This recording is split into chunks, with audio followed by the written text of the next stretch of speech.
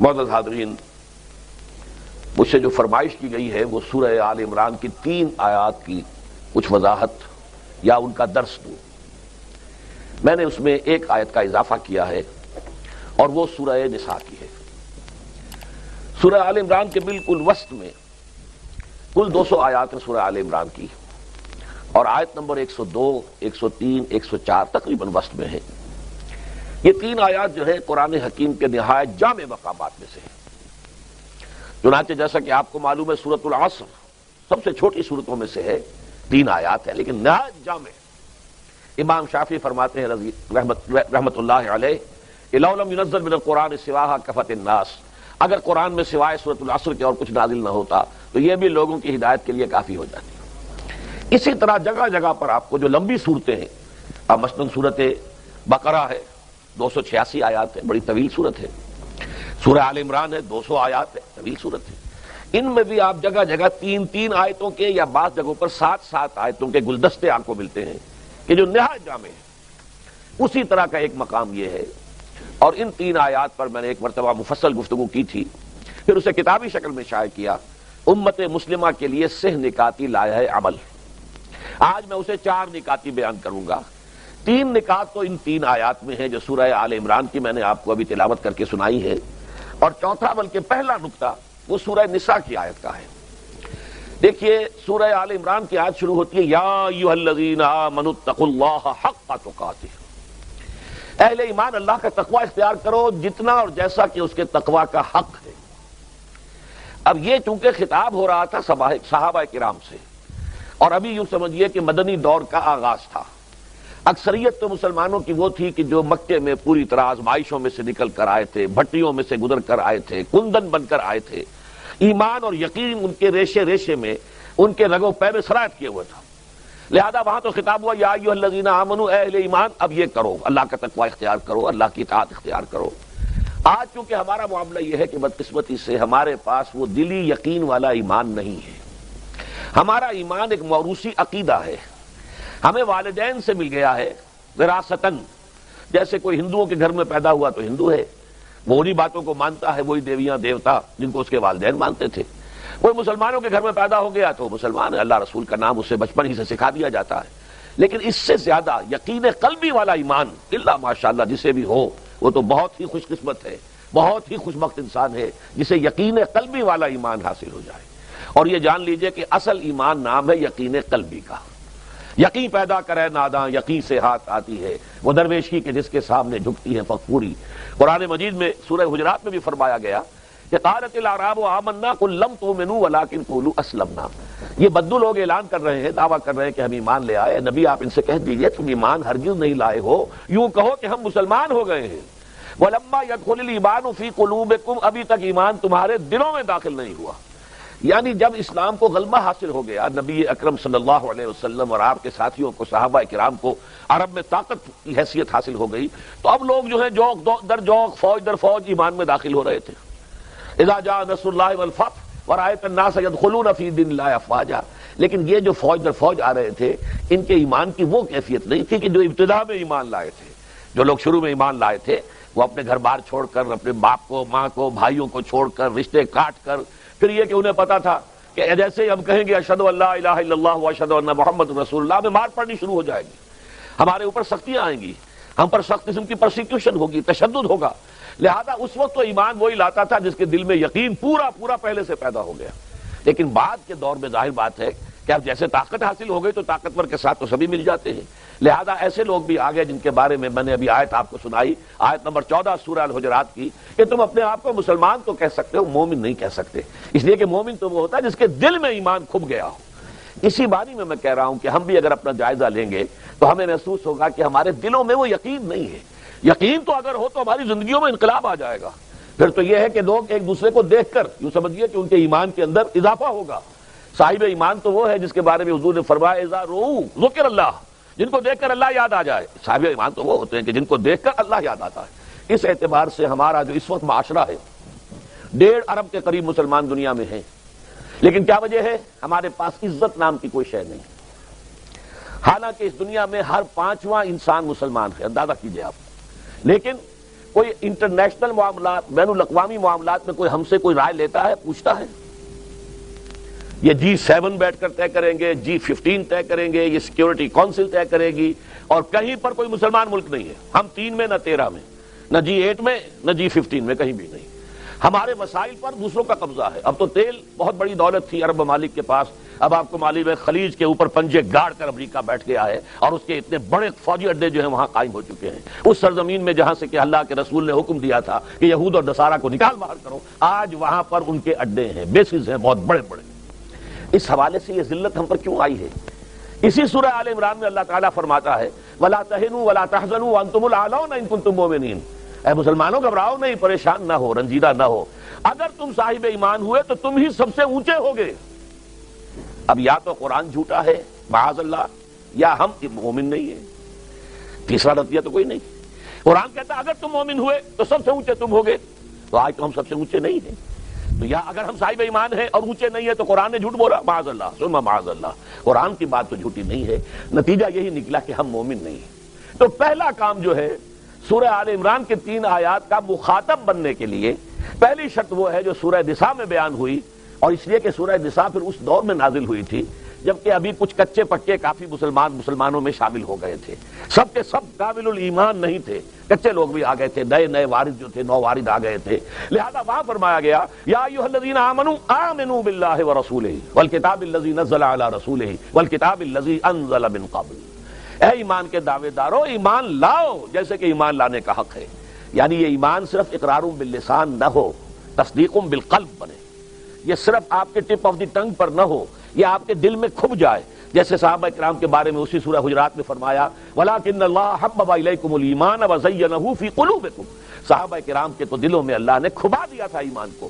تو پہلا مرحلہ ہم میں سے ہر شخص کے لیے، مجھے بڑی خوشی ہوئی ہے، اور جیسے ہی مجھے بتایا گیا تھا کہ اس قسم کا ایک ادارہ اتحاد یہاں بنا ہے اور اپنی آبادی کی سطح پر منشیات کے خلاف اور برائیوں کے خلاف کام کر رہے ہیں، مجھے بہت خوشی ہوئی، اس سے زیادہ مبارک کام کوئی نہیں۔ یہی وجہ ہے کہ اگرچہ ان ذمہ دار حضرات جو یہاں کے، ان میں سے تو کسی نے مجھ سے ملاقات بھی نہیں کی تھی، ہمارے ایک ساتھی جو ہے نوید انجینئر صاحب جو کبھی کبھی آپ کے یہاں درس دینے کے لیے آتے، انہوں نے کہا، اور میں نے کہا فوراً ٹھیک ہے میں ضرور جاؤں گا، اس لیے کہ جہاں اتنا مبارک کام ہو رہا ہو وہاں جانا تو خود ایک سعادت ہے، اس میں شرکت جو ہے خود میرے لیے جو ہے موجب ثواب ہے، تو میں اسی لیے حاضر ہوا ہوں کہ یہ کام بہت بڑا ہے، بہت اونچا ہے۔ البتہ اس کام کے کچھ لوازم ہیں، کچھ شرائط ہیں، اس کی کچھ تدریج ہے جو ہمیں سنت سے ملتی ہے، قرآن سے ملتی ہے، حدیث سے ملتی ہے، تو میں اس کام کے ضمن میں اس کی وہ تدریجی مراحل اور اس کے لوازم اور اس کی شرائط بیان کرنا چاہتا ہوں۔ سب سے پہلی شرط اول، وہ فارسی کا شعر مجھے یاد آیا کہ در رہے منزل لیلا کے خطر ہاش بسے، شرط اول قدمی نس کے مجنوں باشی، پہلی شرط یہ کہ مجنوں بنو، تو یہاں کا پہلی شرط کیا ہے؟ پہلے صاحب ایمان بنو، ایمان تمہارے دلوں میں ہو، یا ایھا الذین آمنوا آمنوا باللہ ورسولہ، یعنی ایک ایمان تو تمہیں حاصل ہے اقرار باللسان، وہ تو تمہیں والدین سے مل گیا، عقیدہ تمہارا ہے، متوارث جو ہے تم عقیدے کو مانتے ہو، لیکن دلی یقین والا ایمان حاصل کرو۔ اصل میں اس کے بعد گاڑی چلتی ہے، اس کے بعد جو ہے نتائج نکلتے چلے جائیں گے، لیکن اگر وہاں ایمان کی کمزوری ہے تب اوپر سے کوششیں کریں گے، نتیجہ نہیں نکلے گا، آگے ہم بڑھ نہیں سکیں گے، ہمارے جو جد و جہد ہے وہ کامیابی سے ہمکنار نہیں ہوگی۔ اس جیسے ہی ہے جیسے ہم درخت لگانا چاہ رہے ہیں جس کی جڑ ہی نہیں ہے، آپ زمین کھود کا درخت جو اس کے اندر گاڑ دیں گے تو زمین تو نہیں پکڑے گی اس کو، وہ تو نیچے سے جڑ ہو اور پھر درخت جو ہے اس سے ابھرے، تو وہ ہوتا ہے کہ جس کے لیے یوں سمجھیے سرسبز درخت بنے گا۔ اس حوالے سے سب سے پہلا قدم کیا ہے؟ ہم اپنے گریبانوں میں جھانکیں، اپنے دلوں کو ٹٹولیں، وہ یقین والا ایمان ہے یا نہیں؟ اگر ہے تو اللہ کا شکر ادا کیجیے، تہنیت، مبارکباد، اور نہیں ہے تو پہلا کام یہ ہے کہ اے ایمان کے دعوے دارو ایمان لاؤ جیسے کہ ایمان کا حق ہے، یقین اللہ کی ذات پر، اس کی صفات کمال پر، یقین مرنے کے بعد اٹھنے پر، بعث بعد الموت، اور حساب کتاب، یوم حشر، اور جنت اور دوزخ کا یقین، فرشتوں کا یقین، وحی کا یقین، قرآن کا یقین، کتابوں کا یقین، نبیوں اور رسولوں کا یقین، اور محمد الرسول اللہ کا یقین صلی اللہ علیہ وسلم کہ آپ آخری اور کامل رسول ہیں اللہ تعالیٰ کے، خاتم النبیین بھی ہیں اور آخر المرسلین بھی صلی اللہ علیہ وسلم، یہ یقین پہلے پیدا ہونا چاہیے۔ تو اب ظاہر بات ہے کہ جب میں نے یہ بات اتنی بڑی کہی ہے تو پھر مجھے یہ بھی بتانا چاہیے یقین کہاں سے ملے گا، کون سی دکان ہے، سپر مارکیٹ کوئی ہے جہاں پر کہ یہ جنس بکتی ہو؟ پہلی بات تو یہ ہے کہ اس کے لیے آسان ترین طریقہ کیا ہے؟ صاحب ایمان کی صحبت اختیار کرو۔ جیسے آپ بھٹی کے آگے بیٹھیں گے تو حرارت پہنچ جائے گی، آپ برف کی سیل کے قریب بیٹھے ہوں گے، ٹھنڈک پہنچ جائے گی۔ اگر صاحب ایمان ہے، کسی کے دل میں یقین والی بھٹی دہک رہی ہے، تو اس کے قرب سے آپ کے اندر بھی یقین پیدا ہو جائے گا۔ دوسرا طریقہ یہ ہے کہ شریعت کے احکام پر عمل کیے جاؤ، اس عمل سے بھی یقین پیدا ہوتا ہے۔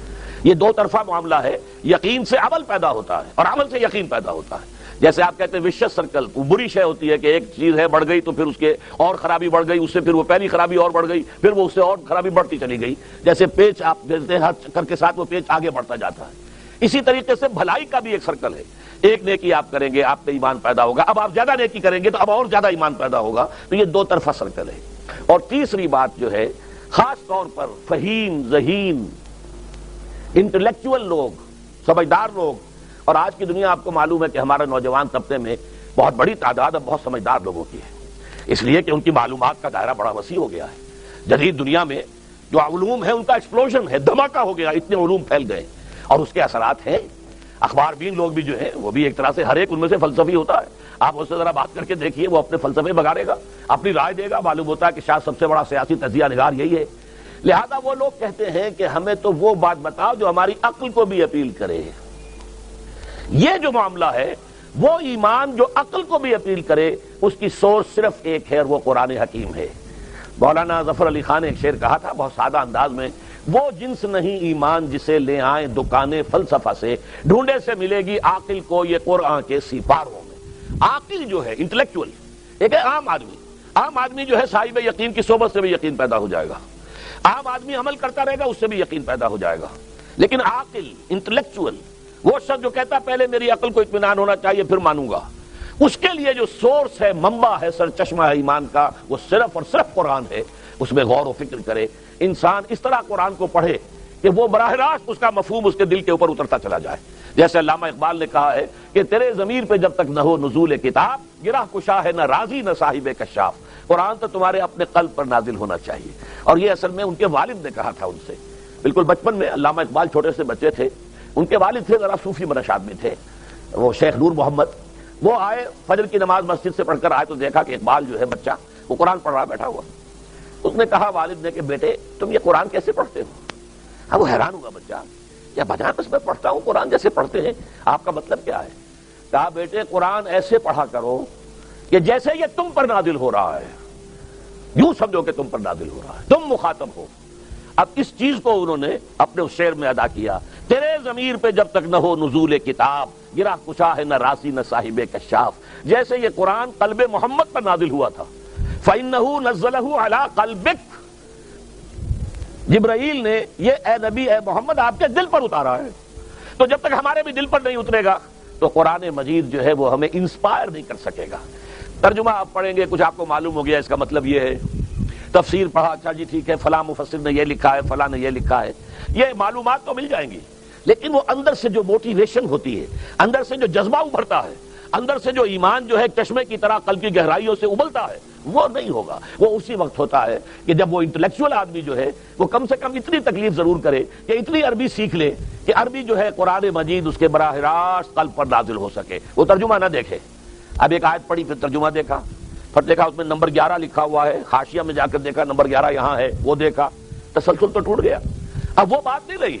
اور ترجمہ جو ہے وہ سبھی جانتے ہیں، دنیا میں ہر بچہ بھی سمجھ لے گا کہ غالب کا کوئی شعر ہو اور وہ آدمی پڑھ کے جھوم جاتا ہے کہ کیا بات کہی، اسی کا انگریزی میں ترجمہ کر دیجئے، اب اس میں کچھ بھی نہیں۔ آپ نے مفہوم تو بیان کر دیا انگریزی میں، لیکن جو تاثیر ہے اس غالب کے شعر کی وہ انگریزی میں منتقل نہیں ہو سکتی۔